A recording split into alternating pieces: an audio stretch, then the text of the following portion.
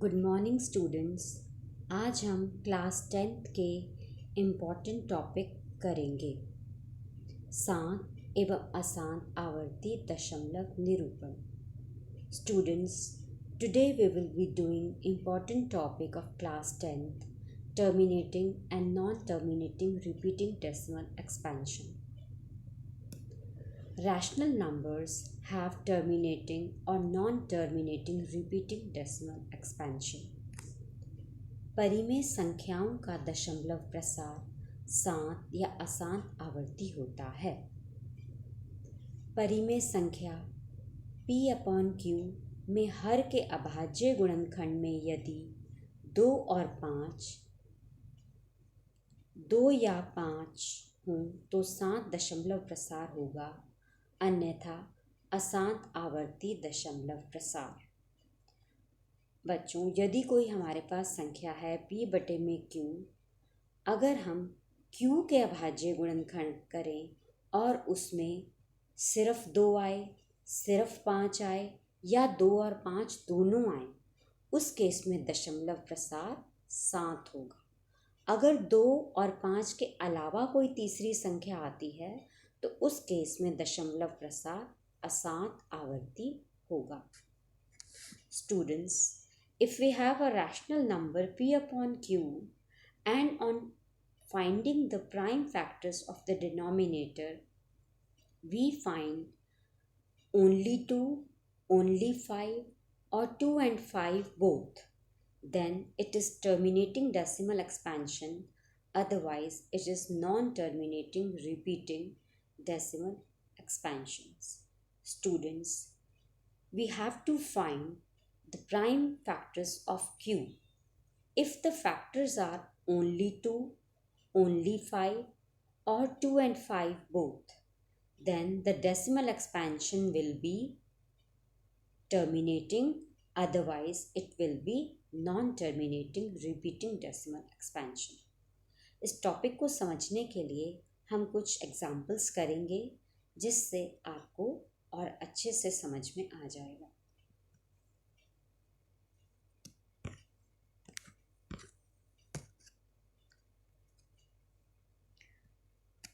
Without actually performing the long division, state whether the following rational numbers will have a terminating expansion or a non-terminating repeating decimal expansion. Here we will be writing the word repeating also.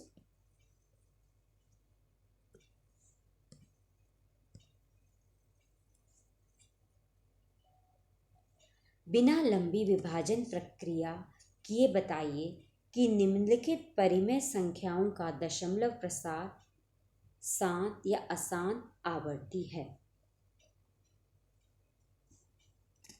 We have a number 13/3125. First of all, we will find the prime factors of the number 3125. On solving, we see that the factors are 5 into 5 into 5 into 5 into 5, that is 5 to the power 5. Here we see that the factors of the denominator are in terms of only 5, so it will be a terminating decimal expansion. बच्चों, 13/3125 में हम 3125 जो कि हर है, अगर हम इसके अभाज्य गुणनखंड ज्ञात करते हैं तो 5 बारी आता है। इसमें आप देख रहे हैं संख्या जो है वो केवल 5 है, तो इस केस में हमारा जो दशमलव प्रसार होगा वो 7 दशमलव निरूपण होगा। Students, in this question non-terminating, here you will write the word repeating,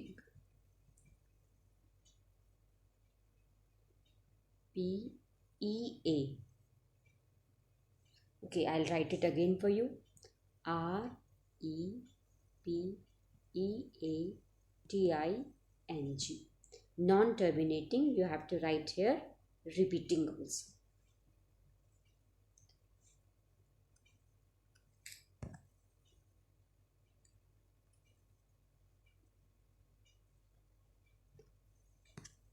Now the second example is, see the number 17/8. बच्चों जो अगली संख्या है वो है 17/8. हम 8 के अभाज्य गुणनखंड करते हैं. 2 से भाग करेंगे 4 आएगा, फिर 2 से भाग करेंगे 4 आएगा, फिर 2 से करेंगे 1. तो आपने देखा हमारे जो 8 के अभाज्य गुणनखंड आए वो आए 2 गुणा 2 गुणा 2, यानी कि 2 की घात 3. तो आप देख रहे हैं कि हर के अभाज्य गुणनखंड में केवल 2 आया है, तो यह दशमलव प्रसार हमारा होगा 7.